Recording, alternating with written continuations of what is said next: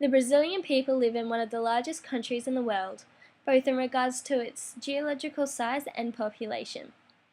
The 201 million Brazilian inhabitants live in a country that is famous for such icons as the vast Amazon rainforest, Christ the Redeemer, the Brazilian soccer team, and the annual Carnival hosted by the city of Rio de Janeiro.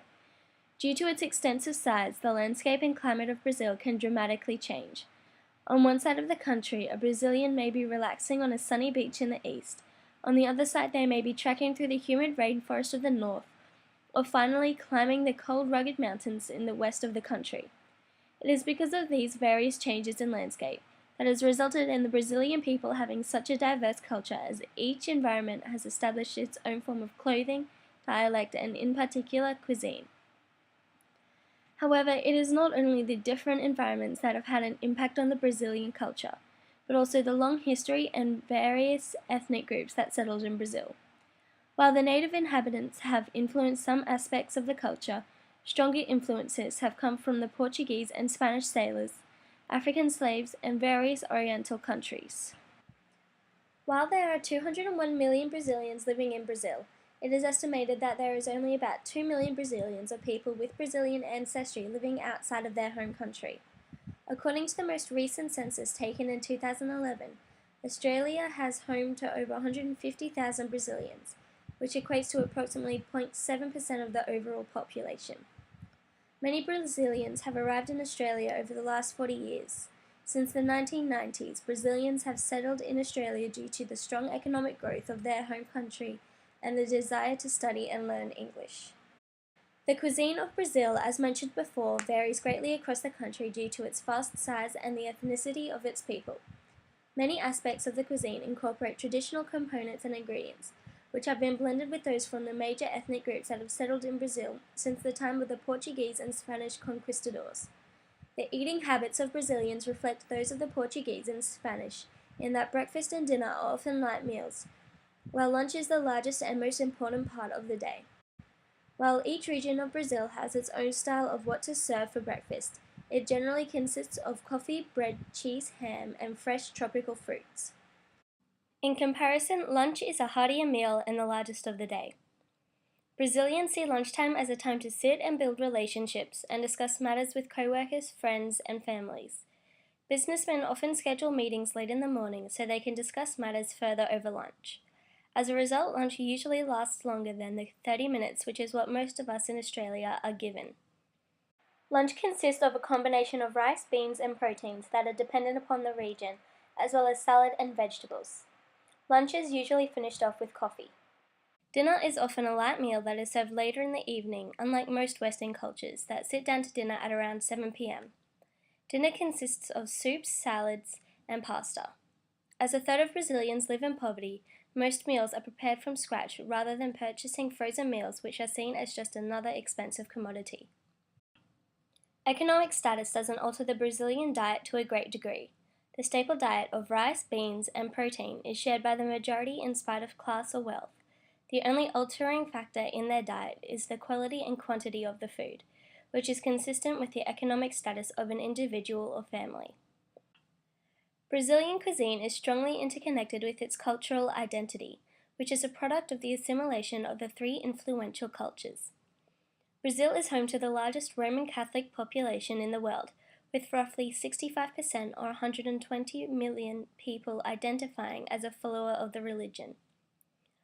Christianity has no major restrictions on diet, aside from fasting or abstaining during the season of Lent and fasting before communion.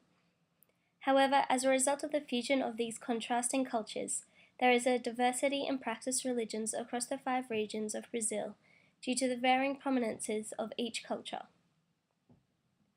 This has led the practices of faith to be often of a syncretic nature, where indigenization has been adopted by many and used to incorporate their previous beliefs with new religions introduced. There is a popular saying that represents religious practices of the population. It states that Brazilians go to the Candomblé temple on Saturday, to Mass on Sunday, and to the evangelical prayer healer on Monday. The Afro-Brazilian religion, in particular, is a mix between Catholicism and African beliefs and is practiced predominantly in the northeastern region. The practices of this religion are highly interconnected with the cuisine of its adherents, where the preparation and eating of food is closely associated with the worship of African deities. Cooking is still predominantly a feminine activity. However, many men take pride in being able to cook for their families, as it is a skill that many seek to obtain. For Afro-Brazilian celebrations, such as feast days for saints or deities, there are special ritual meals prepared in dedication to the divinities being celebrated. One in particular is caruru, a vegetable dish made with okra, which is prepared for birthdays, family celebrations, and festivals like the Day of the Sea Goddess. Across the different regions of Brazil, the food and meals may hold identical or similar names. However, the techniques and ingredients used are varied across the regions. This results in similar dishes in the cuisine, with subtle yet distinct differences in flavor and texture that lead to a uniquely regional dish. This is illustrated by the food from the northeastern region of Brazil, where African heritage is most apparent due to the region's history of being the slave trade center. This has led to the inheritance of the use of dende oil in their cooking. It embodies the culture, heritage, and identity of the people, as the origins of the oil are from red palm trees that are indigenous to Western Africa. Dende oil is pressed from the pulp of the tree and not the kernels, giving it a rich, nutty flavor where the unique flavors of the region derive from. While the northeast and southern regions are adapting and maintaining their own recipes due to foreign influences, the north, and in particular near the Amazon, have been isolated in terms of foreign influences. The main types of food are supplied by the surrounding area, increasing the north's dependence on cassava flour, also known as tapioca flour or starch, and fresh fish due to the availability. The northern region, particularly the state of the Amazonas, is renowned for its superfoods that are becoming increasingly popular around the world. One of these is the acai berry, grown on acai trees that are mainly found in floodplains and swamps.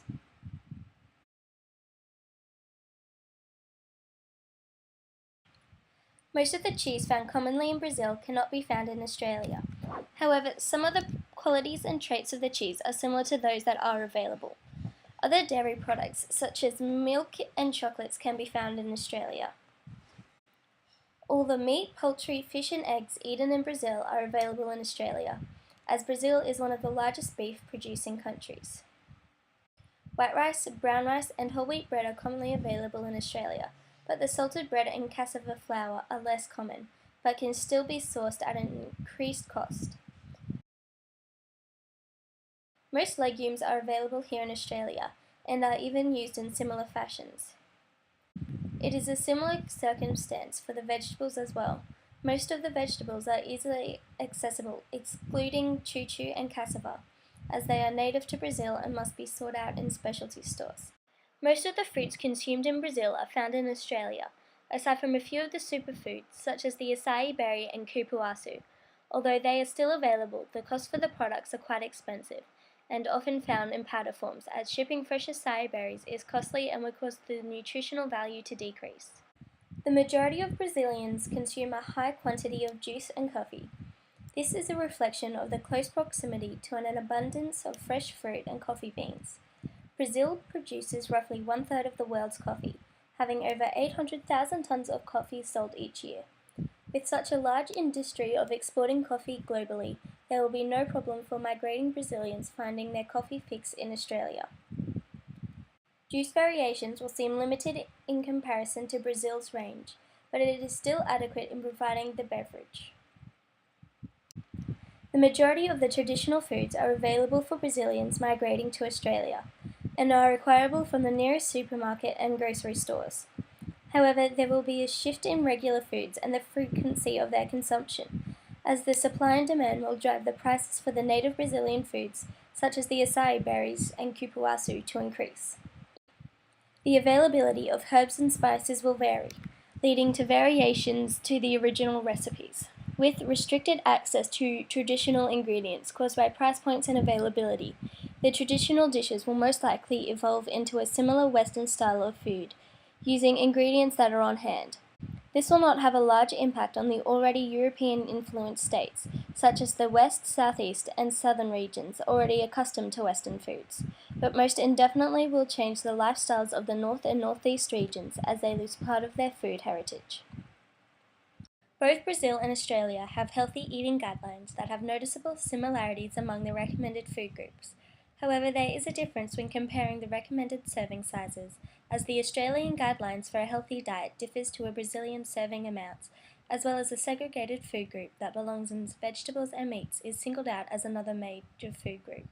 As illustrated by Table 1 and the converted Brazilian food pyramid excluding the discretionary choices and oil category, the portion sizes of Brazil's vegetables is only 3, while Australia's is 6. With 3 servings of vegetables missing, at first it seems like the Brazilian diet is lacking in nutrients. However, this is due to the inclusion of nutrient-dense superfoods that means they have less need for more servings. From the table it can be seen that Australia's recommended serving sizes compared to Brazil's has 3 more servings of vegetables, 1 less of fruit, the same amount for cereals, half less of dairy, 2 more of meat, 1 less of beans or oilseeds, and 1 more optional serving of discretionary food choices. But in reality, the differences in serving sizes are not as substantial as initially shown. Australia's dietary guidelines have allowed for differing requirements of a person, specifying serving sizes into categories of both age and gender, whereas Brazil's guidelines are more generalized for the whole population.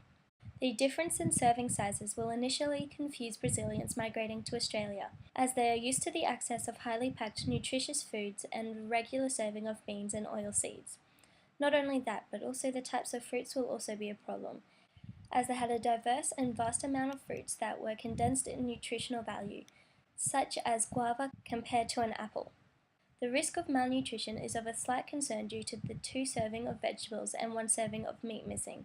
The actual kilojoules will be fairly similar, as the main roles of foods consumed for macronutrient value are filled or compensated, such as the half serving of dairy in Brazilian diets.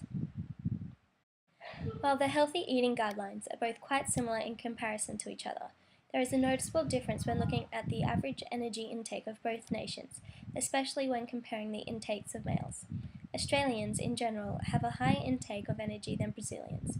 Brazilians who migrate to Australia would most likely find themselves to gain weight due to acculturation and the adoption of the Australian diet.